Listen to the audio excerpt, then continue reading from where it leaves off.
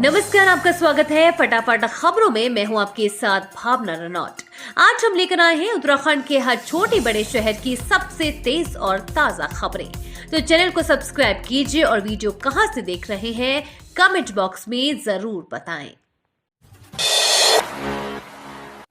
Nainital seat में कांग्रेस को झटका, भाजपा ने लहराया परचम, इतने वोट से जीते अजय भट्ट। उत्तराखंड की नैनीताल उधम सिंह नगर सीट पर भाजपा प्रत्याशी अजय भट्ट ने भारी मतों से जीत दर्ज की। उन्होंने कांग्रेस प्रत्याशी प्रकाश जोशी को 3,34,548 मतों से हराया। भाजपा प्रत्याशी अजय भट्ट 7,72,671 और कांग्रेस प्रत्याशी प्रकाश जोशी 4,38,130। नैनीताल उधम सिंह नगर संसदीय सीट पर मतदाताओं ने भाजपा प्रत्याशी अजय भट्ट को अपना सांसद चुना है। इस सीट पर अजय भट्ट के अलावा कांग्रेस प्रत्याशी प्रकाश जोशी, बसपा के अख्तर अली, यूकेडी के शिव सिंह समेत 10 उम्मीदवार मैदान में थे। नैनीताल लोकसभा सीट पर शुरुआती चुनावी रुझान से ही भाजपा आगे चल रही थी। अजय भट्ट की जीत के साथ ही यहां कार्यकर्ताओं ने जश्न मनाना शुरू कर दिया। केदारनाथ और यमुनोत्री में 4 यात्रियों की मौत, यात्रा में अब तक गई 81 की जान। उत्तराखंड में 4 धाम यात्रा पर आए 4 और तीर्थयात्रियों की मौत हो गई। राज्य आपदा परिचालन केंद्र के मुताबिक 2 यात्रियों की मौत यमुनोत्री धाम और 2 के केदारनाथ में हुई है। यमुनोत्री में अब तक 19 यात्रियों की जान जा चुकी है। वहीं केदारनाथ में सबसे ज्यादा 38 यात्री जान गंवा चुके हैं, जबकि 4 धाम यात्रा में अब तक 81 तीर्थयात्रियों की जान जा चुकी है। जानकारी के अनुसार सगर कुमार शारदा 66 वर्षीय, पुत्र द्वारिका प्रसाद निवासी पश्चिम बंगाल और मृणालिनी विजय भावे 69 वर्षीय, पत्नी विजय वसंत राव भावे निवासी महाराष्ट्र के यमुनोत्री धाम के दर्शन कर वापस लौटते समय 2 जून को मौत हुई थी। मौत का कारण अभी स्पष्ट नहीं है। उत्तराखंड में भाजपाइयों ने ढोल नगाड़ों संग मनाया जश्न, एक साथ मनी होली दिवाली तस्वीरें। उत्तराखंड में लोकसभा चुनाव के नतीजे आने के साथ ही भाजपा कार्यकर्ता गदगद नजर आए। प्रदेश भर में कार्यकर्ताओं ने भाजपा मुख्यालयों में ढोल नगाड़ों के साथ जश्न मनाया, एक दूसरे को मिठाई खिलाई, कहीं रंग गुलाल उड़ा तो कहीं पर आतिशबाजी की गई। इसी बीच मुख्यमंत्री धामी प्रदेश पार्टी मुख्यालय में आयोजित कार्यक्रम में पहुंचे। उन्होंने कहा कि लोकसभा चुनाव में अपार जन समर्थन के लिए प्रदेश की देवतुल्य जनता का आभार व्यक्त करता हूँ। सीएम ने कहा कि जीत के अंतर को बढ़ाने के लिए हमारा संगठन आगे और कार्य करेगा। हम सभी उसके वाहक बनेंगे। आने वाले समय में निकाय, विधानसभा उपचुनाव और पंचायत के चुनाव होने हैं। हम सभी को इन चुनावों में जीत दर्ज करनी है। भाजपा के प्रदेश अध्यक्ष महेंद्र भट्ट ने कहा कि लोकसभा की 5 सीटों पर जीत की हैट्रिक सीएम पुष्कर सिंह धामी के नेतृत्व में हुए विकास पर वोटरों की मोहर है। उन्होंने कहा कि राज्य का देवभूमि का स्वरूप बनाए रखने वाली धामी सरकार के निर्णय ने देश में जीत को शानदार बनाने का काम किया।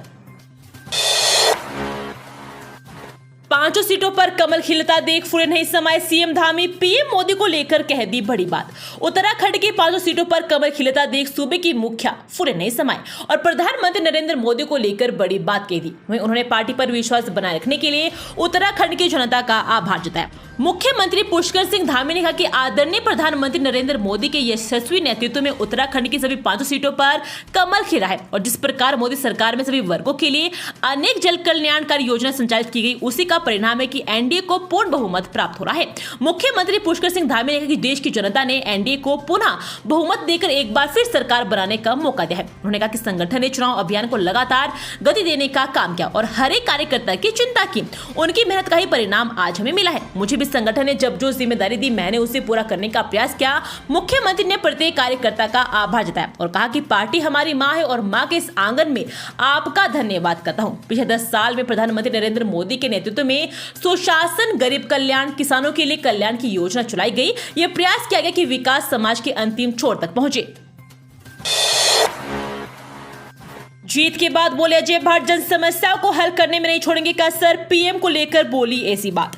नैनीताल उधम सिंह नगर से दूसरी बार निर्वाचित सांसद अजय भट्ट का कहना है कि उनकी जीत से साबित हो गया कि जनता का प्रधानमंत्री नरेंद्र मोदी के प्रति अटूट विश्वास है। उन्होंने कहा कि तराई से लेकर पहाड़ की जनता ने उन्हें असीम प्रेम दिया और कार्यकर्ताओं ने जी तोड़ मेहनत कर मोदी जी के कार्य को जनता तक पहुंचाया है। चुनाव परिणाम उसी का नतीजा है। उन्होंने कहा कि सांसद के रूप में दूसरी पारी में भी वह जन समस्याओं को हल कराने में कोई कसर नहीं छोड़ेंगे। मॉनसूनी सीजन में यात्रा मार्ग पर रहता है खतरा, वाहन संचालकों के लिए निर्देश जारी। मॉनसूनी सीजन में चारधाम यात्रा को लेकर नोडल अफसर सुनील शर्मा ने सुरक्षित संचालन के निर्देश जारी किए। इसके तहत सभी चालकों को सतर्क किया गया है। उन्होंने बताया कि यात्रा काल में उन्हें क्या सावधानियां बरतनी है। जारी निर्देशों में कहा गया कि यात्रा काल में बारिश में भूस्खलन और बादल फटने का खतरा के मद्देनजर सभी वाहन चालक मौसम साफ होने का इंतजार करें। ये सुनिश्चित कर ले कि वाहन के महत्वपूर्ण यंत्र जैसे कि हेडलाइट, टेल लाइट, डीपर और वाइपर ठीक से काम कर रहे हो।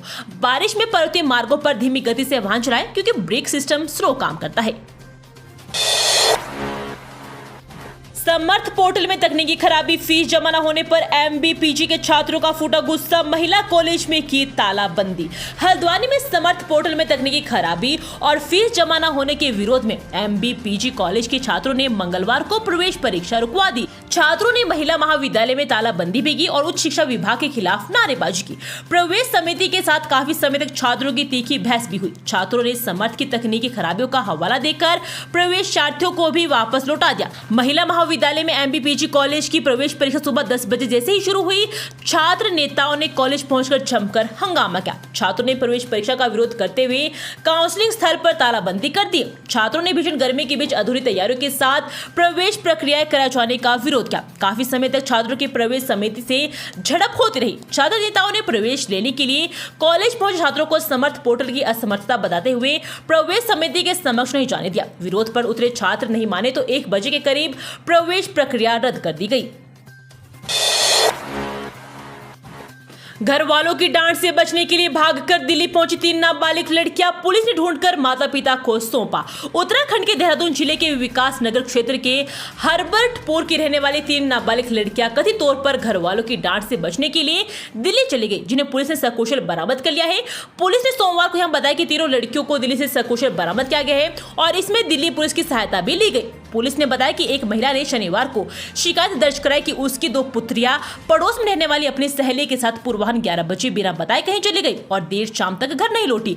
घटना की संवेदनशीलता को देखते हुए देहरादून के वरिष्ठ पुलिस अधीक्षक अजित सिंह ने एक टीम गठित कर लड़कियों की तलाश शुरू करने के लिए निर्देश दिए।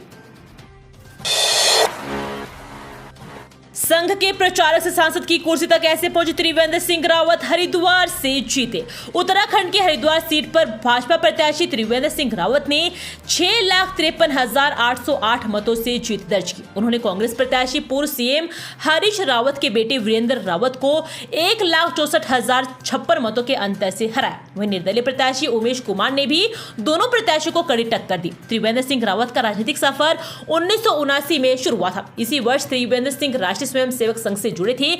1981 में उन्होंने संघ के प्रचारक के रूप में काम करने का संकल्प लिया। 1985 में त्रिवेंद्र सिंह रावत देहरादून महानगर के प्रचारक बने। इसके बाद 1993 में वे भाजपा के क्षेत्रीय संगठन मंत्री बने। इस दौरान वे पार्टी में अहम भूमिका में रहे। इसके बाद 1997 में त्रिवेंद्र सिंह रावत भाजपा प्रदेश संगठन महामंत्री बने। साल 2002 में वे दोबारा भाजपा प्रदेश संगठन महामंत्री बने। 2002 में उन्होंने डोईवाला विधानसभा से चुनाव लड़ा। उन्होंने विधानसभा चुनाव में डोईवाला सीट से जीत हासिल की थी।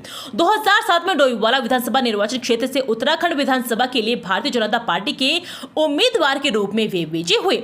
भारतीय जनता पार्टी के मंत्रिमंडल में कैबिनेट मंत्री बने। 2017 में डोईवाला विधानसभा निर्वाचन क्षेत्र से उत्तराखंड विधानसभा के लिए भारतीय जनता पार्टी के उम्मीदवार के रूप में वे विजयी हुए। इसके बाद 17 मार्च 2017 को उन्हें उत्तराखंड के मुख्यमंत्री की कमान सौंपी गई थी। इसके बाद मार्च 2021 में उन्होंने सीएम पद से इस्तीफा दे दिया था। ये थी आज की फटाफट खबरें। हम मिलेंगे अगले बुलेटिन में, तब तक के लिए धन्यवाद और जय हिंद।